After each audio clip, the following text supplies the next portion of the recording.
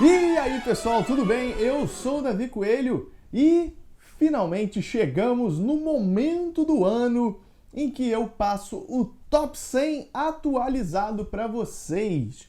É o terceiro ano do Top 100. Cada ano eu passo pelo mesmo sofrimento de fazer essa lista, porque vou falar uma coisa para vocês. É difícil ranquear jogo. Todo ano é a mesma coisa. Eu fecho a lista, olho para ela e falo: essa lista tá errada, não concordo com a maioria das posições que eu mesmo coloquei ali, e aí refaço ela. E aí olho depois e não concordo com ela. Então o que eu faço é tentar chegar o mais próximo do que eu acredito ser a ordem dos jogos que eu já joguei. Lá para cima, lá pro top 20, top 30, eu tento me dedicar um pouquinho mais a colocar os jogos em uma posição que faça sentido. Agora, top 50, 60, 70, 80, o que muda do jogo estar do 73 no 74? É muito subjetivo. Então eu faço um critério que é o mesmo critério que eu usei no ano passado, de comparando dois jogos, qual jogo eu quero jogar mais atualmente. E aí eu coloco esse jogo acima do outro jogo. E vou fazendo isso até ter 100 jogos ranqueados. Atualmente a minha lista de jogos jogados se encontra em cerca de 380 jogos. Eu, obviamente, não vou comparar todos os 380. Eu pego ali os 150, 170 que eu mais gosto e faço uma ordem entre eles. Porque é óbvio que eu tenho jogo que eu olho e eu sei que ele não é jogo de top 100. Então eu não perco tempo fazendo isso. No primeiro ano eu usei um critério de notas, que me deu muito trabalho e eu achei que não ficou condizente. Então eu gostei mais desse critério e foi esse critério que eu resolvi usar novamente para essa atualização aqui. Então, vamos começar esse primeiro vídeo com os jogos de número 91 a 100.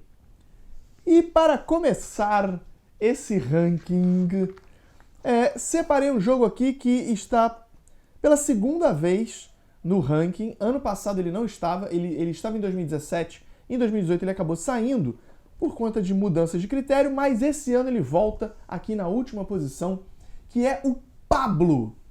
O Pablo, que é provavelmente o party game que eu mais gosto. Porque ele mistura board games, que eu gosto, e música. Principalmente quando se fala de karaokê. Então o Pablo ele é praticamente o karaokê em board game. Eu gosto muito de karaokê. A galera que acompanha as lives sabe disso, que eu de vez em quando faço umas lives zoeira de karaokê. O que é o Pablo, né?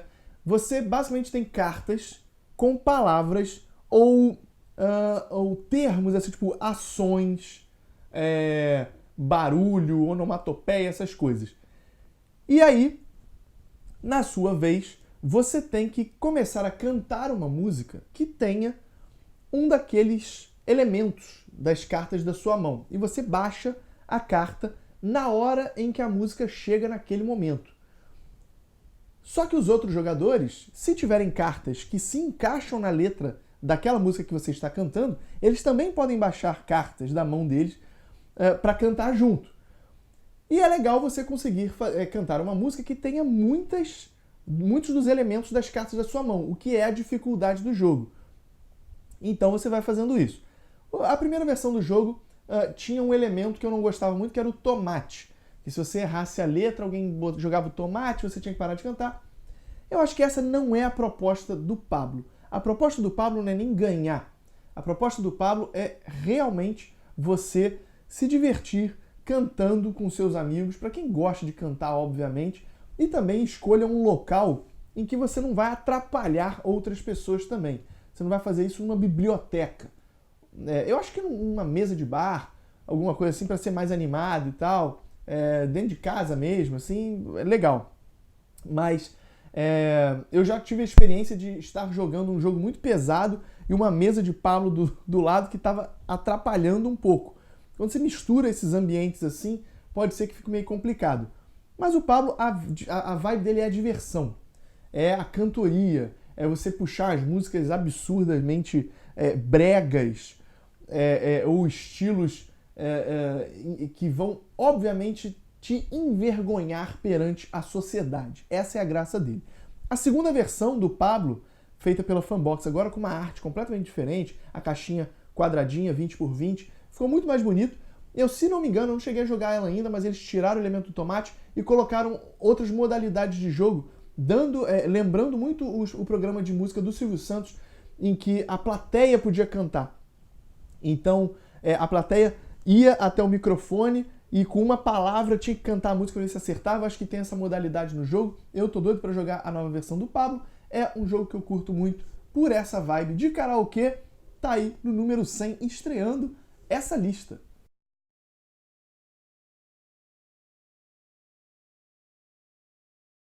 O número 99 é o Curious, um jogo que eu conheci recentemente na Gen Con, um jogo muito rápido, eu joguei ele 3 vezes em sequência, achei ele brilhante. Como é o jogo? Basicamente no centro da mesa você tem 4 cartas que são locais. Cada local tem espaços em que a gente coloca os nossos pinos para a gente ativar esses locais. Então, só que qual é a questão? No primeiro, a carta tem um espaço de 1 pino, um espaço de 2 pinos, um espaço de 3 pinos, um espaço de 4 pinos e um outro espaço de 4 pinos. Então, cada jogador tem uma quantidade lá de pinos. Para eu ir no espaço, se eu fui o primeiro a ir, eu coloco só 1 pino. O segundo jogador a ir naquele mesmo espaço, que pode ser inclusive eu mesmo, tem que ir com 2 pinos. Depois 3, depois 4 e aí tem um outro espaço para 4. No caso de terem 5 jogadores jogando o jogo. Quando você vai num espaço, você coleta uma gema da cor daquele espaço. Então são 4 gemas diferentes. A gente faz isso até ninguém mais poder alocar pinos ou não ter mais espaços disponíveis para a gente alocar pinos. E quem tem a maioria de pinos naquele espaço coleta uma gema extra no final da rodada. Beleza. A gente coleta essas gemas para quê? No início do jogo, no setup, cada espaço vai receber uma carta de pontuação oculta. E existem 4 cartas para cada espaço, de pontuação 1, 3, 5 e 7. Então, a gente seleciona uma pontuação para aquele espaço secreta no início do jogo, que pode variar de 1 a 7. E esse vai ser o valor de cada gema daquele espaço. E a gente não sabe quanto vale cada gema. Então a gente está coletando gemas no escuro. Qual que é a parada? Cada jogador tem 3 cartas na mão, sorteadas no início do jogo. Aquelas cartas que estão na minha mão são informações que eu já sei que não é o valor daqueles espaços. Cada jogador tem uma informação a mais lá. Só que quando termina uma rodada, um jogador pode baixar uma carta de sua mão para ganhar um pino extra. Então ele vai ter mais mobilidade nos espaços para coletar gema, mas ao mesmo tempo ele dá uma informação a mais para os outros jogadores de que aquela pontuação não é a pontuação do espaço. Então, conforme o jogo vai andando, você pode até baixar as 3 cartas da sua mão, mas você vai dar muita informação do seu adversário. A parada é você conseguir deduzir, através das cartas que você tem e das informações que os outros jogadores te deram, qual é a maior pontuação dos espaços e coletar a maior quantidade de gemas daquele espaço. E aí, obviamente, no final do jogo, quem tem mais gemas ganha. O jogo é muito rápido, é muito simples, mas eu achei genial a forma dessa dedução de pontuação na mesa. Uma coisa que eu achei desnecessário é a produção do jogo. Ele vem numa lata, como se fosse a lata do Forbidden Island, Forbidden Desert, essas coisas. Achei desnecessário ter uma lata para produzir um jogo super pequeno. Os pinos são feios, parece o pino do Ludo. As cartas que compõem a mesa poderiam ser um tabuleirinho e eles não fazerem a produção da lata, fazerem uma caixinha bem pequena, mas com um tabuleirinho legal. Então, a produção do jogo exagera em alguns elementos que não são necessários e peca em elementos que poderiam ficar mais legais no jogo. Mesmo assim, um excelente jogo, rápido e bem criativo nessa forma de dedução, por isso que ele está aí no número 99.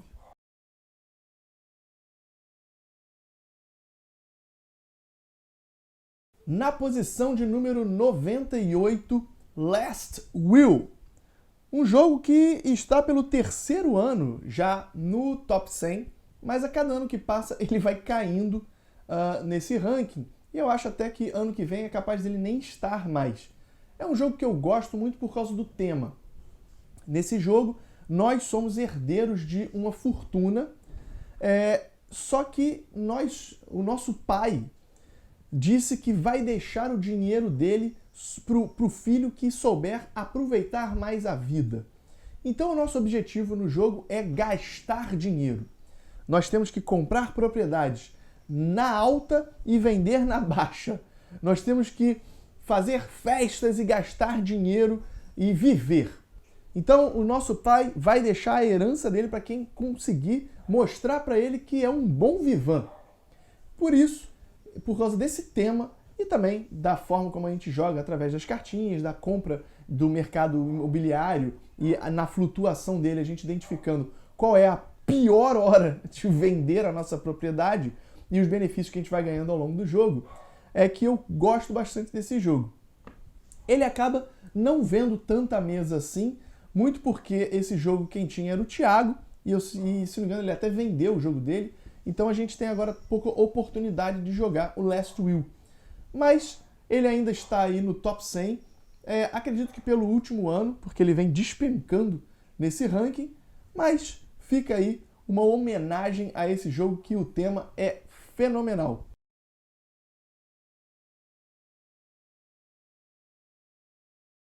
O número 97 é o Alchemist.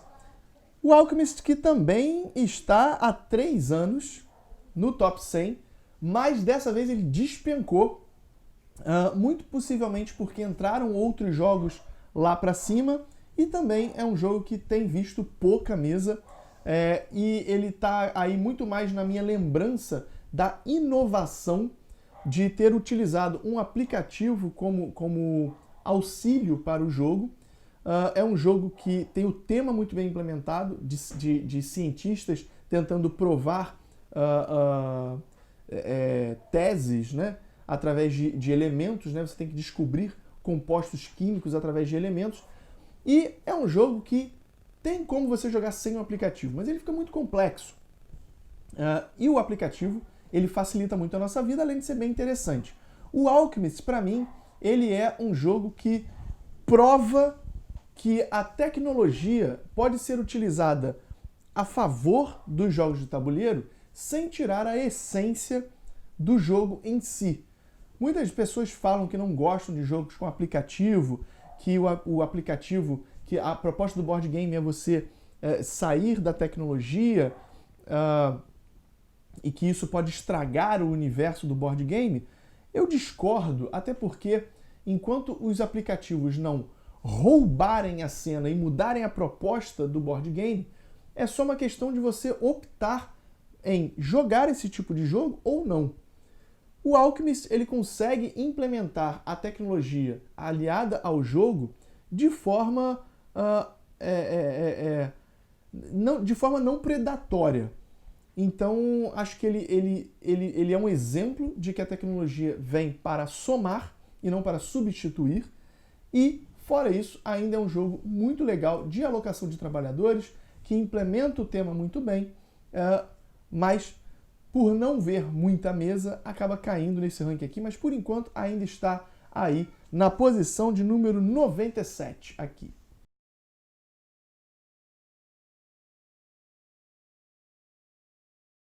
Na posição número 96, Grace, Mestres Perfumistas. O Grace é um jogo que eu conheci no ano passado, fiz vídeo no canal, vídeo de regras e review.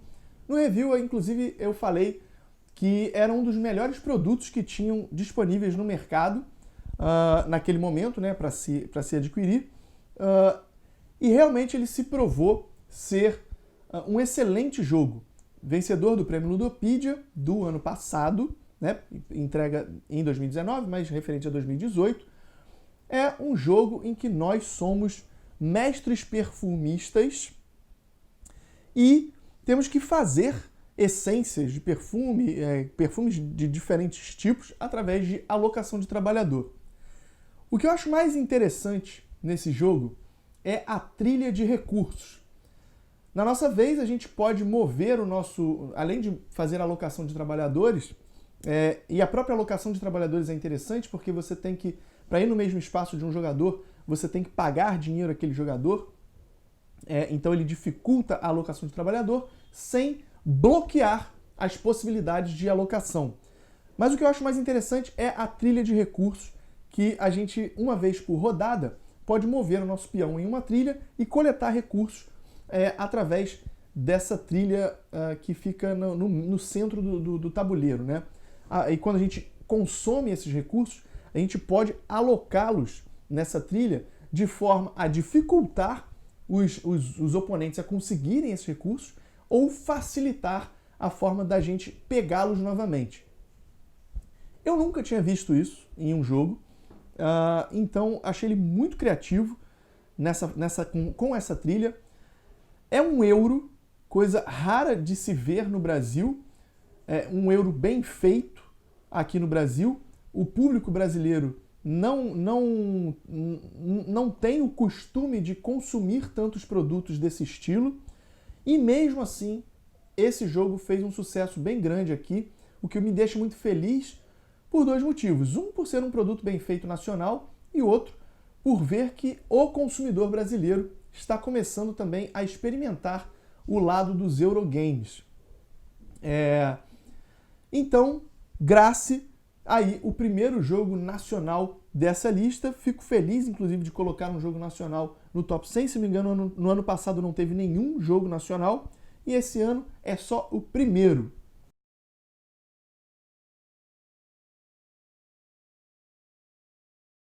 Número 95, já que estamos falando de jogos nacionais, Gnomópolis. Mais um jogo, produto brasileiro, produto da casa, que nós temos a nossa família de gnomos e precisamos evoluir economicamente nossa família, seria isso? Fazer com que nossas crianças cresçam e recebam um emprego, seria isso? É um jogo de engine building, né, que seria uma maquininha de ponto, né, que a gente vai fazendo através da alocação dos nossos gnomos, que a gente sorteia de uma caneca, né? A caneca está ali muito mais porque você precisa consultar toda hora quais são os gnomos que você tem disponíveis para sacar. Poderia ser uma bolsa? Poderia. Mas eles acharam melhor que fosse uma canequinha, que seria mais de fácil acesso para você estar sempre olhando quais são os tipos de gnomos que você tem disponíveis. Isso faz muita diferença pensando produto. Então isso é uma coisa muito legal. Eu sempre falo que algumas editoras, tipo a Libellude, Space Cowboys, se preocupam demais com o produto final, com a jogabilidade, a experiência que os jogadores têm na hora de consumirem o jogo como produto. E a caneca do Gnomópolis é bem interessante nesse sentido. Fora isso, é um jogo bem interessante também pelos combinhos que você vai gerando através da sua alocação de gnomos com as cartas que você vai adquirindo. E o lance também de você evoluir, né? Você fazer o seu gnomo crescer, deixar de ser criança e dar uma profissão a ele, eu também acho muito temático. Então, um dos jogos também mais legais disponíveis no mercado brasileiro, não de jogos licenciados, mas de jogos produzidos por designers brasileiros, o Gnomópolis também é um excelente jogo. Fica a sugestão aí para você conhecer.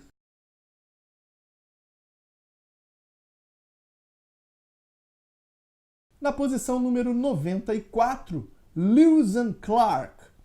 Um jogo que está pelo terceiro ano também no top 100, mas também deu uma despencada no ranking pelo mesmo motivo do Alchemist e do Last Will.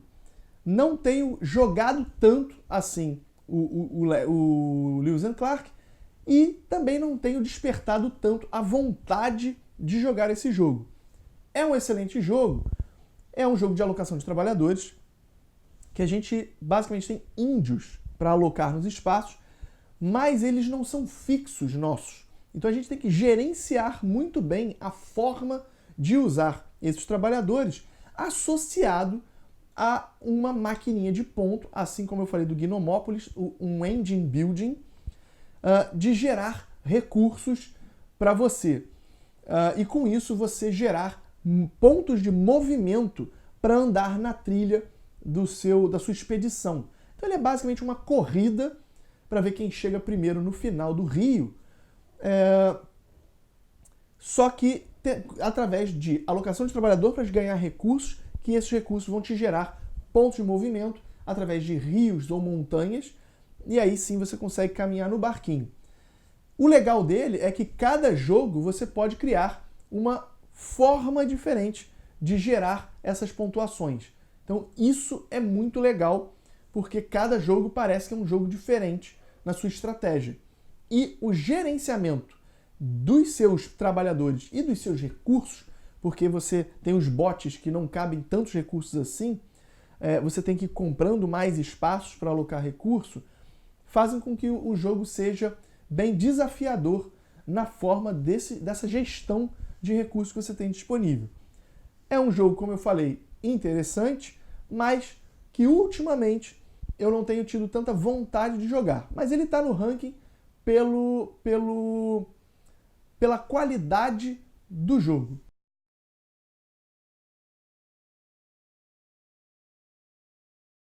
Número 93, Azul Vitrais de Sintra.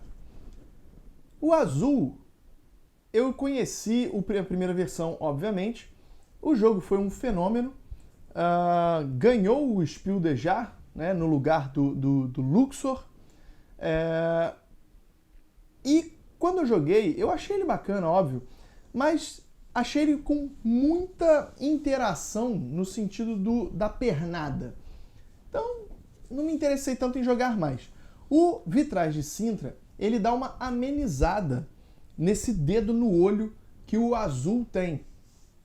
Então, basicamente, a gente está nos dois jogos, né?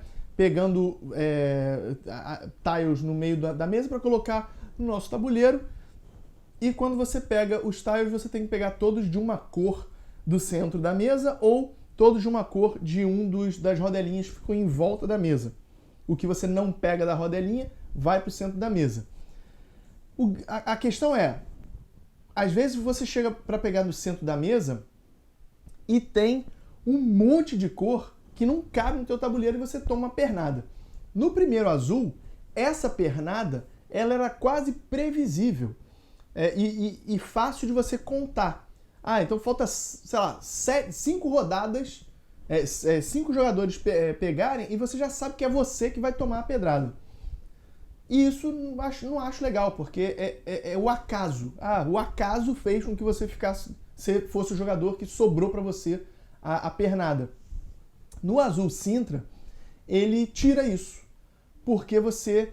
Agora, a alocação é através do trabalhadorzinho que vai andando, você tem que colocar o seu trabalhadorzinho na coluna que você quer colocar as suas cores, e você só pode colocar azulejo do seu trabalhador para frente. Caso você não consiga ir mais para frente, você tem que voltar ele. Só que essa volta do trabalhador é uma forma que você também tem de meio que pular o seu turno. Então, isso muda a questão da contagem de quem vai tomar aquela pedrada. E também te protege. Então, o jogo ele fica... você precisa ser um pouco mais cuidadoso na forma de você posicionar os seus azulejos. Por isso, eu gosto mais do Azul Sintra. Então, já estou adiantando que o outro azul não está mais no top 100. E mesmo assim, não é um jogo que eu goste tanto assim. Por isso até que ele está nessa posição de número 93. Ainda assim, um jogo legal de jogar, que eu não recuso, até porque ele é muito rápido, mas como essa versão tem menos dedo no olho, eu prefiro o Azul Vitrais de Sintra.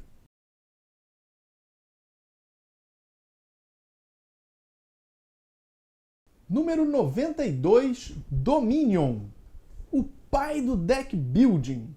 O jogo que criou a mecânica de deck building e inclusive a última mecânica a ser criada no universo dos board games, a 51ª mecânica. É um jogo de 2008, então vemos aí que há 11 anos que nada novo é criado de mecânica, embora, para mim, eu acho que existam outras mecânicas aí que só, sei lá, o universo, não sei quem é que define isso como mecânica, talvez o BGG, a indústria não reconhece coisas novas como novas mecânicas, e sim, sei lá, como variações. Mas o Dominion, ele criou essa mecânica através de um mercado totalmente aberto, em que os jogadores têm um deck igual, todo mundo tem um deck igual, e você vai comprando cartas desse mercado que fazem o seu deck melhorar.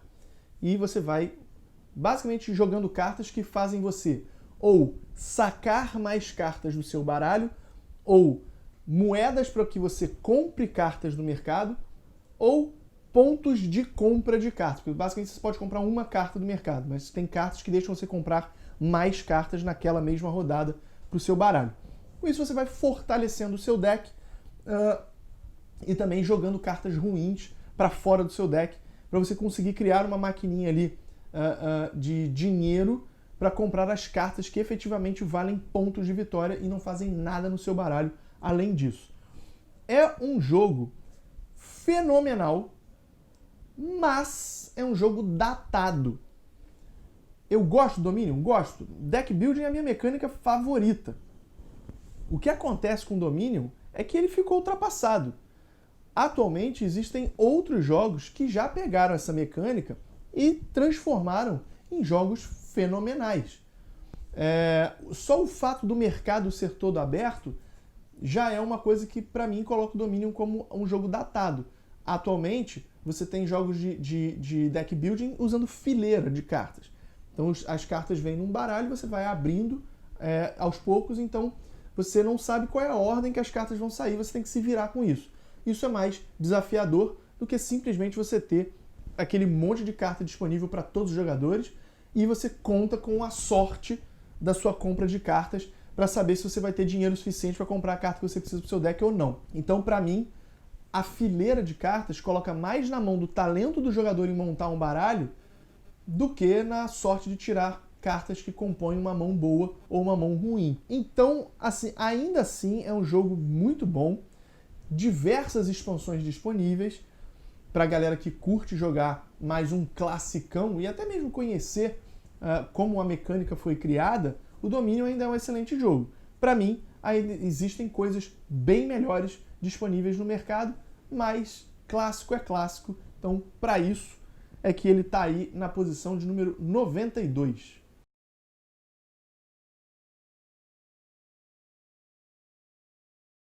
No número 91, para fechar esse primeiro vídeo do Top 100, Time Stories. Um jogo que também está há 3 anos no ranking, mas caiu um pouquinho. O Time Stories, que é um escape room, basicamente, em board game. Você tem uma historinha para ser seguida e você vai aprendendo coisas do jogo até descobrir, decifrar o mistério principal do jogo. E você vai, através de runs, né? Como é que eu poderia chamar isso? Né? Você joga uma vez, aprende várias coisas, se você não consegue concluir o jogo em um determinado período de tempo, você volta do início, faz tudo, só que agora você já aprendeu várias coisas e você não precisa ficar indo nas partes erradas. Então você vai otimizar o seu tempo para ir direto nas coisas que você já sabe como resolver, até chegar nas coisas novas e você vai fazendo isso. E aí, se você consegue decifrar o jogo em menos tentativas, né, você faz mais pontos. Um jogo cooperativo, uma experiência muito boa, que tem diversas expansões. A galera fala muito, mas eu vou comprar o jogo base, vou jogar uma vez e não vou jogar nunca mais. O jogo base sim. Basicamente você está falando aí de 6 horas, dá para jogar de uma vez só ou 2 vezes, né, de 3 horas. Eu recomendo que você jogue de uma vez só, mas ele tem muitas expansões. Sei lá, já deve ter umas 8 expansões. E cada expansão utiliza os componentes do jogo base, trocando só o baralho de cartas como mistério. Para quem gosta do estilo, dá para jogar todos, e eles vão lançando vários outros também, e é uma experiência super legal. Claro, você vai ter que ir gastando um pouquinho mais de dinheiro para a rejogabilidade dele funcionar. Mas mesmo que você jogue uma única vez, dá para depois ou comprar usado de alguém e depois vender. Vale a pena pela experiência em si, porque é algo único nos board games. Não conheço um jogo que faça da forma como o Time Stories faz que conte essa história e faça você tentar resolver um enigma da forma como ele faz. Outros jogos já estão dentro desse formato, como é o caso do Detective, do Chronicles of Crime. Você tem esse fator investigativo, colaborativo, que tem aí um tempo que está correndo atrás de você. Mas são propostas diferentes do Time Stories. Eu ainda acho que o Time Stories faz isso melhor do que os outros jogos.